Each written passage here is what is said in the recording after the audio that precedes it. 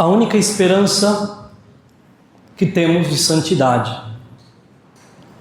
a única esperança que temos de perfeição, isto é, se queremos ser perfeitos, a única esperança que temos para a nossa entrada para o reino dos céus, de estar fixado no olhar de Cristo, a única esperança de sermos totalmente curados de nossas ansiedades, de nossas maldades, dores físicas, espirituais, emocionais. A única esperança de libertação que nós temos está em contemplar todos os dias a cena do Calvário. Meditar todos os dias a cruz de nosso Senhor, a crucificação, as chagas, os cravos nas mãos, nos pés, o lado aberto de nosso Senhor. É o único alívio que nós podemos ter para a nossa alma. Aqui é o lugar onde o justo é condenado, onde o santo é crucificado, o homem inocente é dilacerado. Deus morre por todos os homens. E o nosso lugar não pode ser de meros espectadores. O nosso lugar não é este de mais um ano que se passa. O nosso lugar é o daqueles que o mataram. Ele não foi morto pelos judeus ou pelos romanos. Ele não apanhou na mão dos soldados. Não foram os carrascos que lhe colocaram cravos nas mãos e nos pés. Não foi Pilatos que mandou flagelar o Cristo. Somos eu e você. Somos nós. É por nossa causa. O nosso lugar neste Calvário é de ladrão. Ou do ladrão que zombava e proferia injúrias, tal como todos naquele lugar que estavam vendo aquele espetáculo horrível, com exceção das Santas Mulheres, da Santíssima Virgem Maria, São João Evangelista. Ou no mínimo, nós somos o ladrão que está tentando se emendar no último instante, e é o primeiro que chega no céu, porque ele se emenda, chega com o nosso Senhor. Porém, isso não esconde o fato de que nós somos esses ladrões, homens que roubam a glória do Senhor com a nossa própria glória, homens que perseguem o Senhor com as nossas decisões, muitas vezes mesquinhas, homens que escolhem viver uma vida medíocre. Toda vez que nós pecamos, que injuriamos, nós ferimos o corpo do Senhor. Todas as vezes que caímos na ira, é a Ele que nós condenamos. Todas as vezes que nós mentimos, fazemos concessões, participamos de indecências, preferimos o nosso jeitinho. Não se engane, somos nós que o crucificamos. Isto aqui não é somente um teatro ou uma história que nós contamos para ficarmos admirados todos os anos. Isto aqui é para lembrarmos que não há mais tempo e nós precisamos nos converter, que o tempo é breve e a oportunidade que nós temos aqui é para amarmos mais nosso Senhor. A oportunidade que nós temos aqui é para ardermos de amor por nosso Senhor.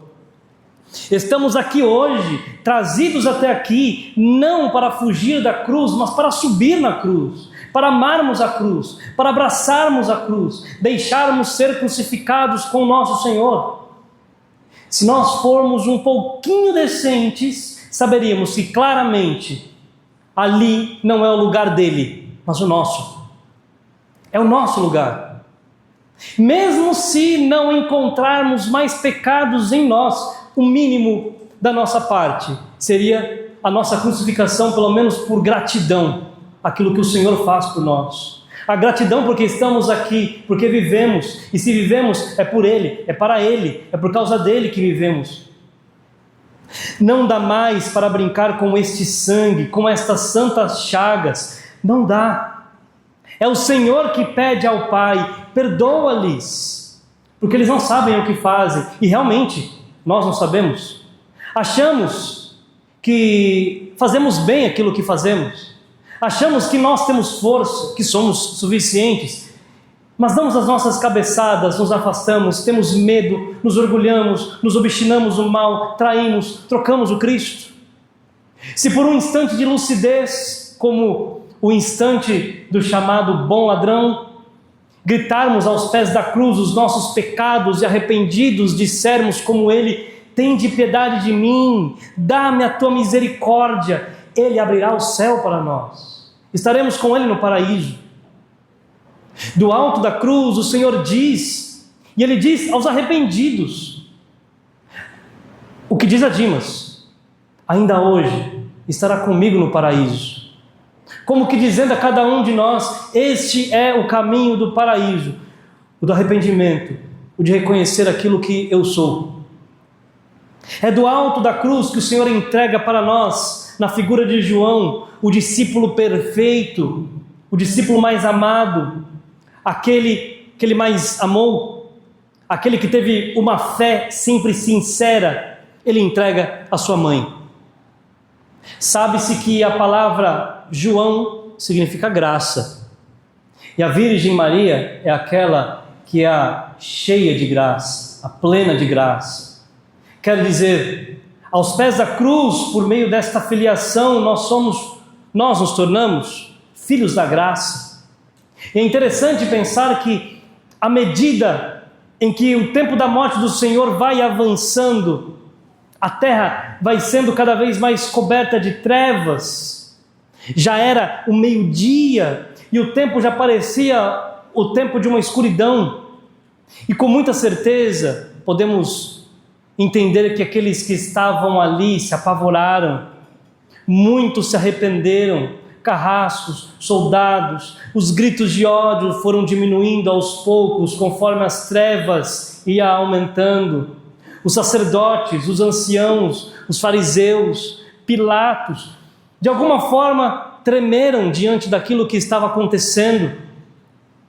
Uma das últimas palavras de Cristo na cruz é esta: tenho sede. Mas sede do quê? Sede de água? E aqui está um dos mistérios mais desconcertantes da teologia. Deus, ele sofre não por falta de amor, mas... aliás, ele sofre não por falta, mas ele sofre por amor a nós. Cristo não tem sede porque lhe falta algo em si. Ele é a plenitude. Nele não falta nada. Ele tem sede porque ele ama infinitamente. E amar é expor-se à possibilidade de não ser amado. Na cruz, Cristo revela o que já estava escondido em toda a sua missão. Ele não veio apenas para salvar, ele veio desejar salvar. E esta sede é o eco visível daquilo que São Paulo dirá: Deus quer salvar a todos os homens. Deus quer que todos os homens se salvem. E aqui está o ponto decisivo. Esse querer não é genérico, não é abstrato, é pessoal, é concreto. Cristo na cruz tem sede de cada alma concreta, de cada pecador real, de cada história que ainda pode ser redimida. Ele tem sede de nomes, ele tem sede de nós, tem sede de você. E aqui entramos numa linguagem que os místicos compreendem profundamente, como ensina São João da Cruz: o amor não amado torna-se dor. Cristo ama infinitamente, oferece-se totalmente, abre o coração até o fim e encontra indiferença, frieza e rejeição. E a sede de Cristo é a dor de um amor que não encontra resposta. Isso destrói qualquer mediocridade espiritual, porque já não se trata mais de eu preciso de Deus, mas de Deus me deseja. Isso é mais exigente, porque quem é desejado precisa responder. Quem é amado não pode permanecer indiferente. A pior forma de rejeição não é o ódio, é a indiferença. E aqui está o escândalo. Cristo abre o coração. E como é que o homem responde? Cristo diz: tem sede. E como o homem responde? Responde com vinagre. O vinagre não é apenas uma bebida pobre. Ele é vinho corrompido. Quando o vinho estraga, ele vira vinagre. Vinho estragado, vinho que perdeu a sua finalidade. Isso é o pecado. Deus diz: tem sede. e dão a ele vinagre. Deus diz: eu amo. Deus diz: você é amado. E nós respondemos com o pecado. O homem foi feito para amar, mas se corrompe. O homem foi feito para Deus, mas se fecha. Como ensina Santo Agostinho, o coração do homem foi feito para Deus, mas se inquieta nas coisas inferiores. Queridos, o pecado não é apenas transgressão, é uma inversão. Deus oferece amor, o homem oferece rejeição. Deus oferece vida, o homem escolhe a morte. Deus oferece água viva, o homem entrega vinagre. O pecado é uma resposta amarga ao amor divino. Cristo tem sede e ainda continua tendo, porque ele continua sendo ignorado, continua sendo tratado como acessório, continua sendo colocado depois de tudo. E isso acontece conosco, dentro da igreja, não é apenas no mundo. É o coração dividido, é a alma morna, é a vida espiritual negociada. O vinagre é a frieza, a preguiça espiritual, a oração sem alma, a comunhão sem entrega. Tudo isso continua dando vinagre a Cristo. Temos outra sede que nós precisamos entender aqui. Uma sede eucarística. Aquilo que Deus quer habitar. Aqui está no ponto mais alto. Cristo tem sede porque Ele quer entrar. Na lógica humana, quem tem sede pede água. Na lógica divina, quem tem sede se faz água. Cristo tem sede na cruz e se torna bebida para você na Eucaristia. Ele não apenas pede, ele se dá. Para nós entendermos, a Eucaristia não é apenas um alimento para nós. A Eucaristia é a resposta ao desejo de Cristo.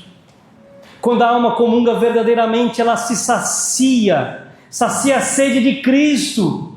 Ela responde ao amor, ela entra em comunhão real. Como ensina o grande santo, São Tomás de Aquino, a Eucaristia é o sacramento do amor que une o homem a Deus. A mesma Eucaristia, ela pode se tornar vinagre quando é recebida sem conversão, em estado de frieza espiritual, sem amor. O maior contraste possível, o amor infinito se dá e a alma permanece fria. E a sede continua no sacrário. Cristo diz: tenho sede na cruz, mas esta sede continua dizendo no sacrário, porque Ele espera, Ele deseja, Ele chama, Ele arde de sede, Ele arde de amor por ti. E quantos passam diante dEle sem parar? O Cristo Eucarístico continua tendo sede. E agora, irmãos, depois de tudo isso, resta apenas uma pergunta: o que nós vamos dar a Cristo? Ele tem sede e nós vamos dar água? Ou vamos continuar dando vinagre? Hoje não é um dia de emoção passageira, não é um dia de superficial piedade, mas hoje é dia de decisão. Ou nós continuamos a ser aqueles que o crucificam com uma vida morna, negociada, cheia de concessões, ou nós nos tornamos aqueles que descem da cruz transformados pelo arrependimento. Hoje é o dia de parar de brincar com Deus, é o dia de olhar para a cruz e dizer com verdade: Senhor, eu não quero mais te dar vinagre, eu quero te dar o meu amor, eu quero te dar a minha vida, eu não quero mais viver assim. Hoje é o dia de escolher o paraíso, porque o mesmo Cristo que está pregado na cruz é o mesmo que olha para você agora e diz: se quiseres, ainda hoje estarás comigo no paraíso. Mas isso tem um preço, é o preço da conversão, à custa do sangue de um Deus. Não dá mais para viver uma vida medíocre, sabendo-se amado por nosso Senhor. Se você sabe do quanto o Senhor te ama, e reconhece este amor. Se você sabe o quanto o Senhor dá a vida por ti, e o quanto Ele daria, quantas vezes mais, ainda que só existisse um pecador, só você, Deus faria tudo novamente, tudo de novo, para que você pudesse provar do seu amor. Ainda que depois Ele soubesse porque Ele sabe, porque é assim, ainda que depois nós o rejeitemos, Ele faria tudo novamente, por amor a cada um de nós. Qual é a tua decisão? O que escolhes? Não tem como, não há outras opções. Ou escolhemos passar uma vida com Cristo, ou escolhemos passar a eternidade sem Deus. Não há outra opção. Abracemos a cruz nesse dia. Amemos a cruz. Daqui a pouco nós vamos beijar a cruz do Senhor. E quando você vier aqui para beijar a cruz do Senhor, não tenha medo de beijá-la. Não tenha medo da cruz. Não tenha medo de amar a cruz. Porque é o único caminho que nós temos para o céu. É a porta da nossa salvação. Ame, beije a cruz. Você nasceu daqui. Você nasceu desta cruz, deste crucificado. A sua fé nasceu daqui. Louvado seja nosso Senhor Jesus Cristo.